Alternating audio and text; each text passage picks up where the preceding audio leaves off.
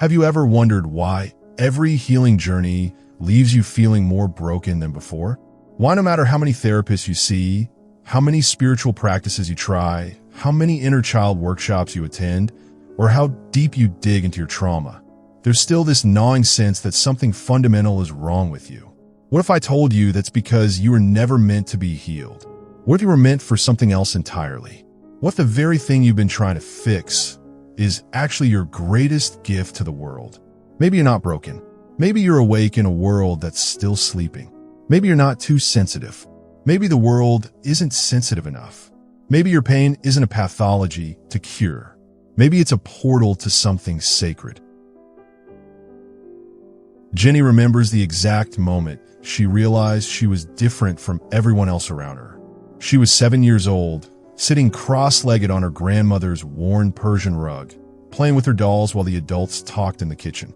Her Aunt Maria had just walked in, smiling and laughing, asking about Jenny's school and complimenting her grandmother's cooking.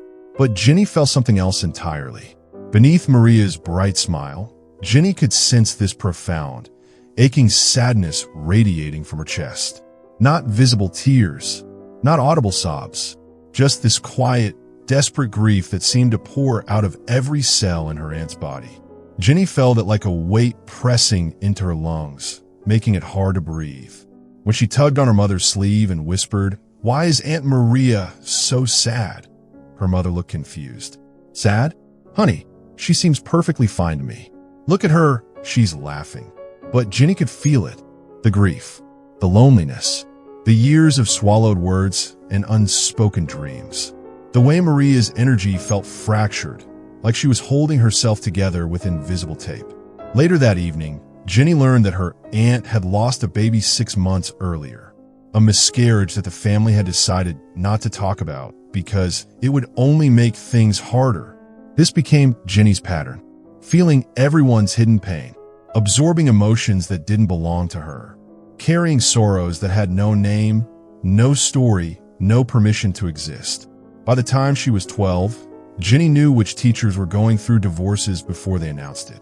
She could sense when her friends' parents were fighting, even when the children themselves seemed oblivious. She felt the loneliness of elderly neighbors, the anxiety of cashiers, the desperation of strangers in waiting rooms. She started avoiding crowded places because the emotional noise felt overwhelming. Birthday parties became minefields of unspoken family tensions. School assemblies felt like sitting in a storm of adolescent anxiety and teacher burnout. By the time she was 16, Jenny had learned to stay away from hospitals, funeral homes, and anywhere grief might be lingering. She couldn't explain why certain places felt heavy or why she sometimes cried for no reason after visiting friends. She thought she was crazy. Her friends seemed to move through the world with an emotional shield that she'd never been given. They could walk past a homeless person without feeling their despair in their bones. They could sit in a restaurant without absorbing the server's exhaustion or the couple's marital tension at the next table. By 25, she was convinced she had some kind of mental illness. By 32, she'd spent thousands of dollars on therapy, convinced she had severe boundary issues, attachment problems, codependency, maybe even borderline personality disorder. She read every self-help book about being too sensitive. She practiced meditation, energy clearing, crystal healing, chakra balancing. She tried medication, breath work, somatic therapy, EMDR. She went to healers, shamans, and energy workers. Each new modality promised to help her develop better boundaries or protect her energy field or heal her wounded inner child. But the deeper she went into her healing journey, the more exhausted she became. Because here's what no one told Jenny, what no therapist ever considered, what no spiritual teacher ever mentioned. Sometimes the wound isn't yours to heal. Sometimes you're not broken.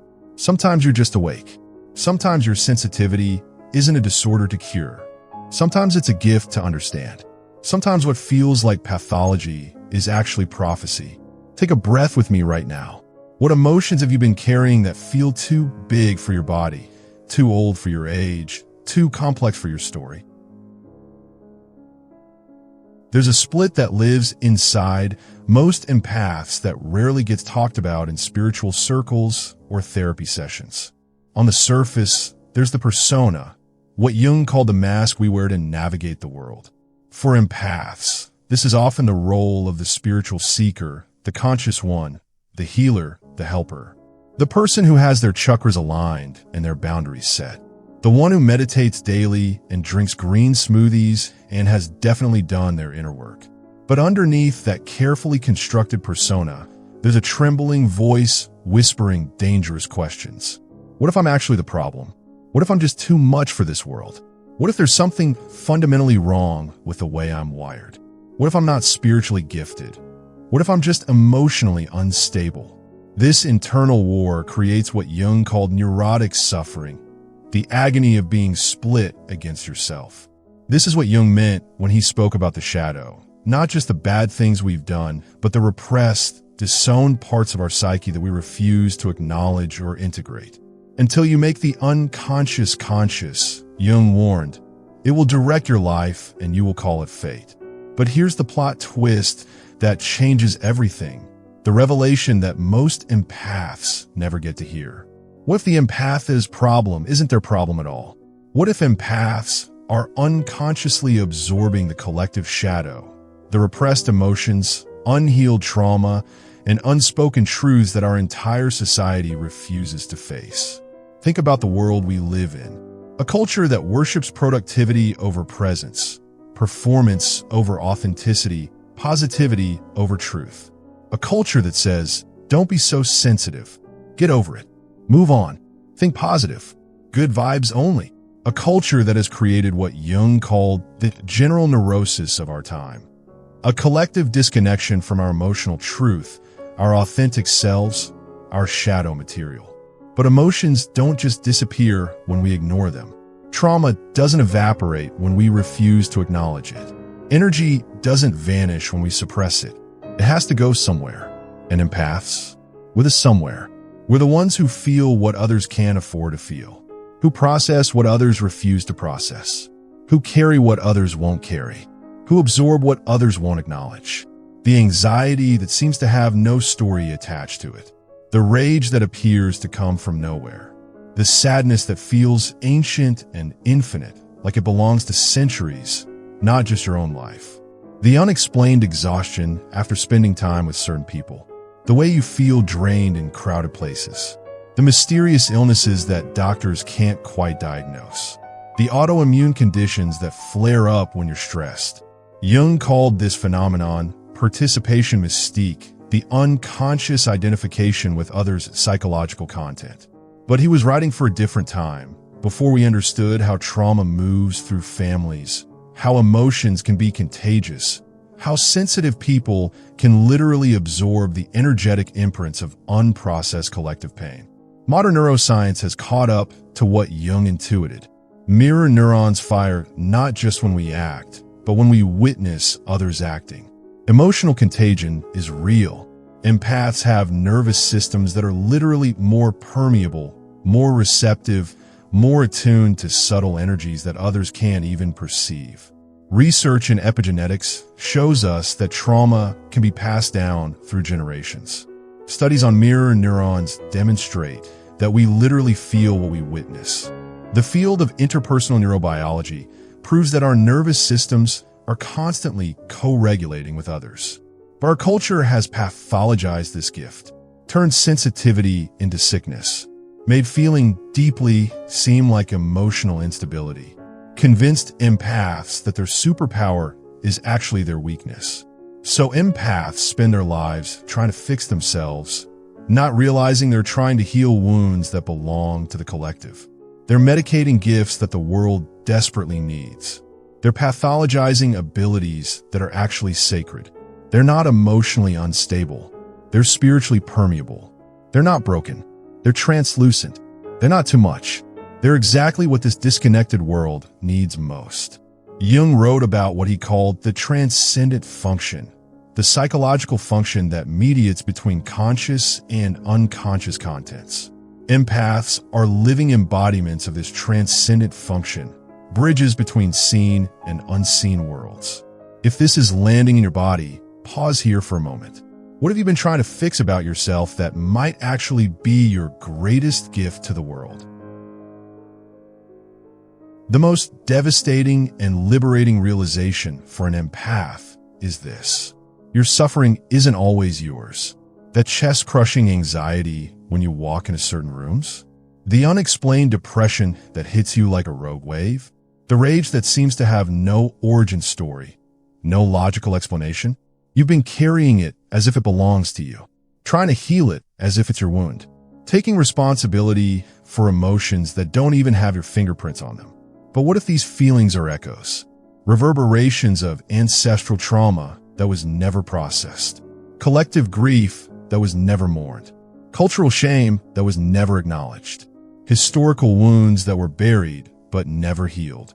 This is the terrain of the Carl Jung shadow, the realm of unacknowledged pain, not only personal but also inherited, absorbed, and unconsciously carried. Let me tell you about Maya, a 38-year-old high school teacher from Portland. Maya spent nearly a decade in therapy trying to understand her inexplicable anger. She had what most people would consider a good childhood: loving parents, a stable home, no major traumas. She was educated, successful, in a happy marriage. But this rage would surface in her body, fierce and consuming, seemingly out of nowhere. Not just irritation or frustration, but a deep, primal fury that felt like it could burn down buildings. Her therapists explored everything: childhood wounds, relationship patterns, hormonal imbalances, dietary triggers. She tried anger management, somatic therapy, even psychiatric medication. Nothing touched it until Maya started researching her family history. Her great-grandmother, Esperanza, had been born in Mexico in 1920, married at 15 to a man 30 years older, never learned to read, never allowed to work, never permitted to speak her opinions, pursue her dreams, or make a single decision about her own life. Esperanza died at 62 with decades of unspoken fury locked in her chest. Rage at being silenced, rage at being powerless, rage at watching her daughters repeat the same patterns. That rage didn't die with her. It moved through the family line like water, finding the lowest place, the most sensitive vessel. Maya's grandmother felt it, but buried it in religious devotion and spotless housekeeping. Maya's mother felt it, but channeled it into perfectionism and people-pleasing. And Maya, the most emotionally permeable of them all, became the container for 4 generations of unexpressed feminine rage. But it goes even deeper than family lines. Let me tell you about David, a 35-year-old social worker from Detroit. David experienced what he called spontaneous grief attacks, moments when overwhelming sadness would hit him like a tsunami, leaving him sobbing on his bathroom floor with no idea why. His therapist suggested depression. His doctor prescribed antidepressants. His spiritual teacher talked about past life trauma. But the breakthrough came when David started connecting his grief attacks to certain locations in the city. He began mapping them and discovered something stunning. Every single episode happened in neighborhoods where historical traumas had occurred, places where enslaved people had lived, areas where indigenous communities had been displaced, locations where industrial accidents had killed workers. David wasn't experiencing depression. He was experiencing historical grief that had never been collectively processed. Jung understood this intuitively. He wrote, "The greatest burden a child must bear is the unlived life of the parents." But it goes deeper than just our immediate parents. Empaths often carry the unlived lives of entire lineages, the unspoken traumas of communities, the shadow material of whole cultures. Jung also spoke about what he called the collective unconscious, the shared psychic material that belongs to all of humanity. The archetypal patterns, the universal symbols, the inherited wisdom and trauma that we all carry. But empaths don't just carry their own piece of the collective unconscious. They absorb extra. They become repositories for the unprocessed material that others can't or won't feel. This is what Jung meant when he wrote about the participation of the individual in the collective soul. Empaths are more porous to this collective material, more susceptible to what he called psychic infections. This is why traditional therapy often falls short for empaths. Because you can't heal a wound that isn't yours to heal. You can't fix a problem that you didn't create. You weren't chosen for this burden because you're broken. You were chosen because you're strong enough to hold it. Because somewhere in your soul's blueprint, you said yes to being a container for what others couldn't contain. You said yes to feeling what others couldn't feel. You said yes to processing what others couldn't process. You said yes to being a mirror for what the world refuses to see. This is why you can meditate for hours and still feel anxious. Why you can do years of therapy and still feel depressed. Why you can take all the supplements and still feel exhausted. Because the anxiety isn't yours. The depression isn't yours. The exhaustion isn't yours. You're not sick. You're not broken. You're not too much. You're a living, breathing prayer for collective healing. You're a walking invitation for humanity to face its shadow. You're a bridge between the conscious and unconscious worlds. And that's why traditional healing modalities don't work for you the way they work for other people. Because you can't heal a wound that isn't yours to heal. But you can do something else. Something much more powerful. You can witness it, hold it, transform it through your conscious presence.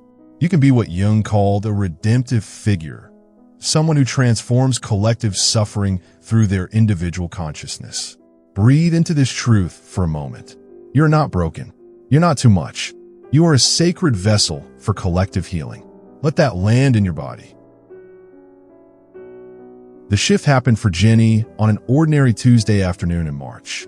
She was sitting in her therapist's office for what felt like the 100th time, again trying to figure out why she felt so overwhelmed by life. Her therapist was suggesting, again, that she needed better boundaries. You need to learn to protect yourself from other people's energy, she said. You're too porous, too open. You need stronger walls. Jenny nodded dutifully, as she had so many times before. But suddenly, something rose up at her chest. Not anger, not sadness, something else entirely. Clarity. What if, she heard herself saying, I'm not supposed to have better boundaries? What if my porousness is not a bug, but a feature? What if I'm not broken for feeling so much? Her therapist looked confused, slightly alarmed. But Jenny kept talking, the words flowing from some deep, knowing she didn't even know she possessed. What if instead of trying to stop feeling so much, I learned to feel consciously? What if instead of trying to protect myself from others' emotions, I learned to witness them without drowning? What if my sensitivity isn't a weakness to overcome, but a gift to master? That night, Jenny sat with her overwhelming sadness differently. Instead of asking her usual question, how do I make this go away? She asked something entirely new. What truth is this sadness trying to speak? What does it need me to understand? Instead of treating her feelings like symptoms to cure, she treated them like guests with messages. Instead of pushing them away, she invited them in for tea. And something remarkable happened. The sadness didn't disappear, but it changed. It became less chaotic, less consuming, more like a river flowing through her rather than a flood drowning her. She began to sense which emotions belonged to her and which ones she was carrying for others. Her own sadness felt different, warmer, more familiar. The collective sadness felt colder, older, like grief that had been frozen in time. Jung called this capacity holding the tension of the opposites, the ability to contain contradictory energies without being torn apart by them, the skill of feeling everything without losing yourself. One does not become enlightened by imagining figures of light, he wrote, but by making the darkness conscious. Jenny was no longer a broken empath trying to fix herself. She was a conscious translator of the invisible, a witness to the shadow material that the world desperately needed to see. She started experimenting with what she privately called conscious feeling. When she walked into rooms now, she would pause and ask herself, what am I sensing here? What emotions are alive in this space? Which ones are mine? And which ones belong to the collective? She learned to feel grief without becoming grief, to sense anger without becoming angry, to absorb trauma without becoming traumatized. She discovered that when she felt things consciously, with awareness rather than unconsciousness. They moved through her differently. Instead of getting stuck in her body, they flowed through her like water through a riverbed. For Maya, the teacher carrying ancestral rage, the shift came when she started honoring her great-grandmother's story instead of trying to heal from it. She created a small altar with Esperanza's photograph. She wrote letters to her, expressing all the things Esperanza had never been allowed to say. She spoke her great-grandmother's truth out loud, giving voice to decades of silence. And gradually, the rage transformed. It became fuel for Maya's activism work with young Latina girls. It became passion for social justice. It became a fierce protective love for all silenced women. She realized she wasn't meant to be healed from her sensitivity. She was meant to heal through it. She wasn't meant to be cured of her empathy. She was meant to become a conscious empath. This is what Jung called the transcendent function, the ability to bridge conscious and unconscious material, to transform raw psychic energy into consciousness. Jenny and Maya started seeing themselves differently, not as someone who absorbed too much, but as someone who could alchemize pain into wisdom. Not as someone who was too permeable, but as someone who could transform density into light. They were living prayer wheels, spinning suffering into understanding. Human tuning forks, helping the world find its way back to emotional truth. Can you feel the difference? Between healing from something versus healing through it?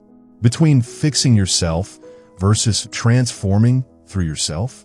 Let that distinction breathe in your awareness. The return isn't dramatic.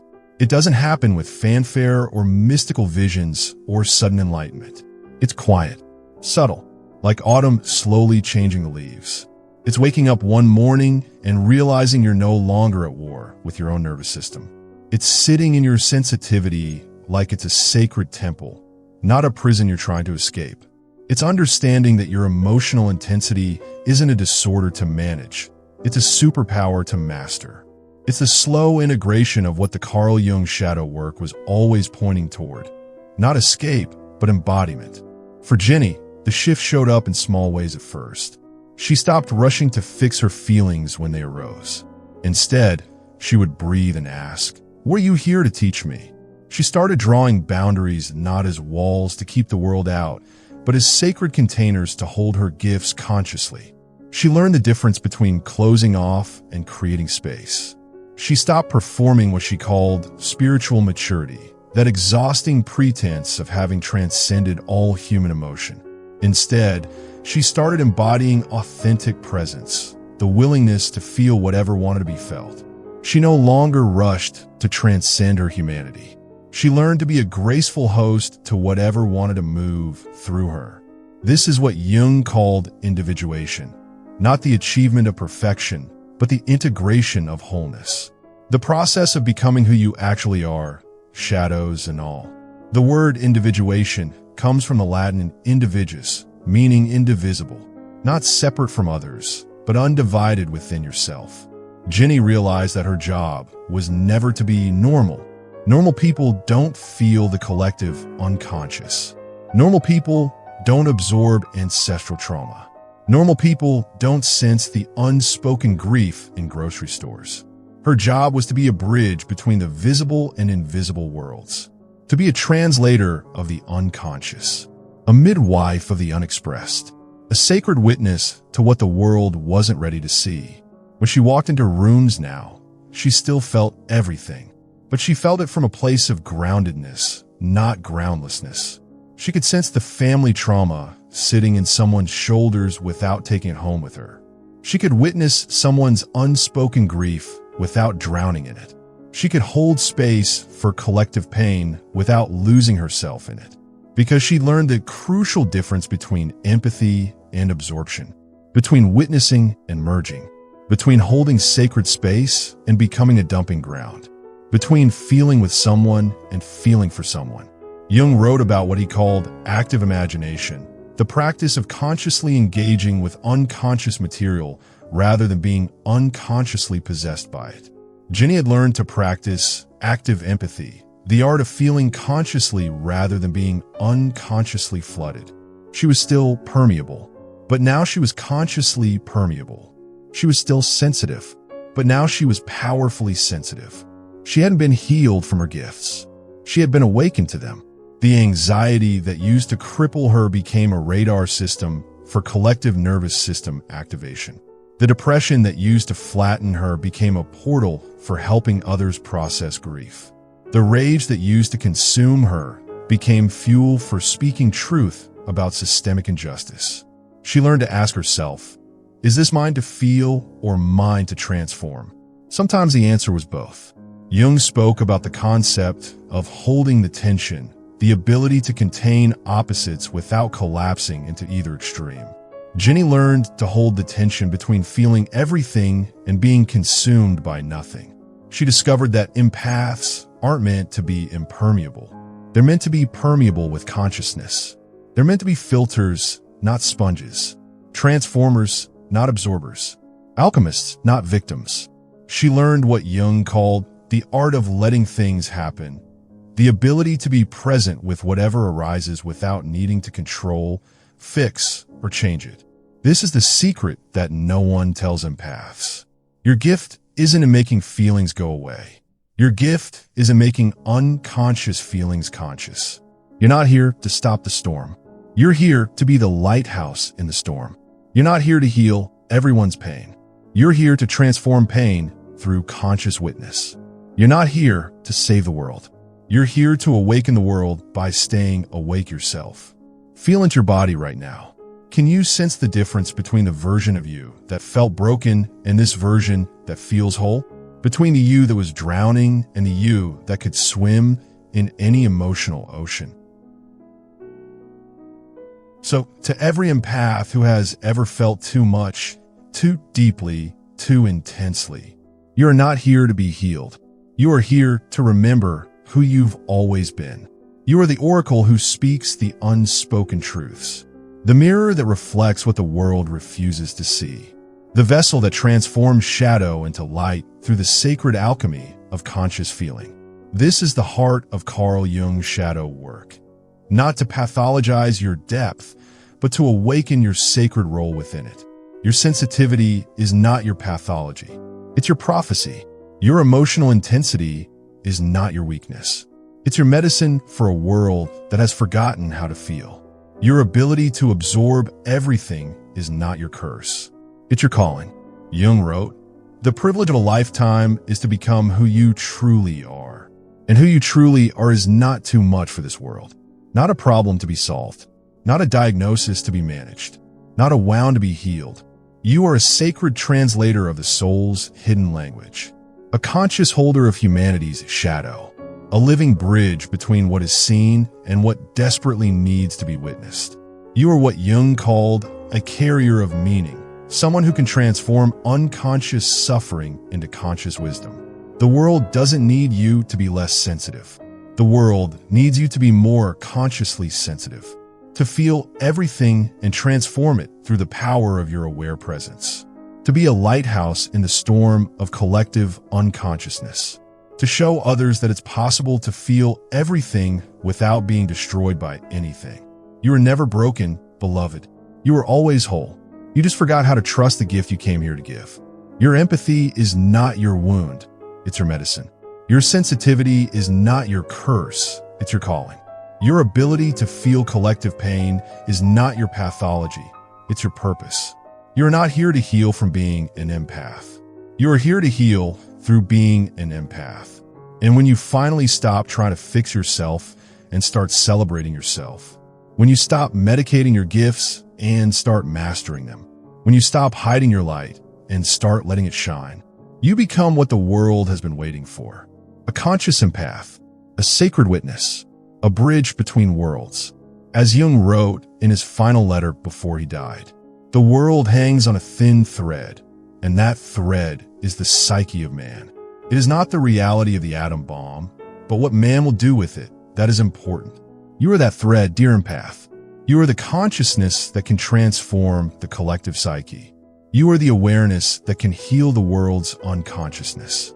Not by fixing everything, but by feeling everything consciously. Not by saving everyone, but by staying awake yourself. Welcome home to yourself. Welcome home to your gifts. Welcome home to the truth of who you've always been. If this landed in your soul like a key finding its lock, let me know in the comments below. Share what part of yourself you're ready to stop trying to fix and start celebrating instead. And if you're ready to go deeper into this work of conscious empathy and shadow integration, subscribe for more explorations into the beautiful, complex mystery of being human in a world that desperately needs your gifts.